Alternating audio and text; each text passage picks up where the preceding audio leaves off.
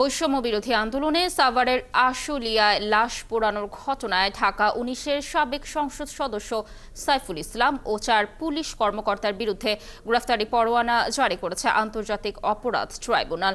মঙ্গলবার ট্রাইব্যুনালের চেয়ারম্যান বিচারপতি গোলাম মর্তুজা মজুমদারের নেতৃত্বাধীন ৩ সদস্যের বেঞ্চ এই আদেশ দেয়। দ্রুত গ্রেফতার দেখিয়ে আসামিদের ট্রাইব্যুনালে হাজির করতে বলা হয়েছে। ২৬ জানুয়ারি পরবর্তী শুনানির দিন এই ঘটনার তদন্ত প্রতিবেদন আদালতে দাখিলেরও নির্দেশ দেয় বেঞ্চ। আন্তর্জাতিক অপরাধ ট্রাইব্যুনালে সাংবাদিকদের এসব কথা জানান চিফ প্রসিকিউটর মোহাম্মদ তাজুল ইসলাম। এই ঘটনার সময়ে গুলিবর্ষণের সাথে ঢাকা ১৯ আসনের সেই সময়ের যে এমপি ছিল সাইফুল ইসলাম, সে নিজ হাতে অস্ত্র নিয়ে গুলিবর্ষণ করেছে পুলিশের পাশাপাশি ছাত্রলীগকে নিয়ে। তিনি সহ এই লাশ পোড়ানোর ঘটনার সাথে সেই সময় কর্মরত ৪ জন পুলিশ অফিসারকে আমরা শনাক্ত করেছি।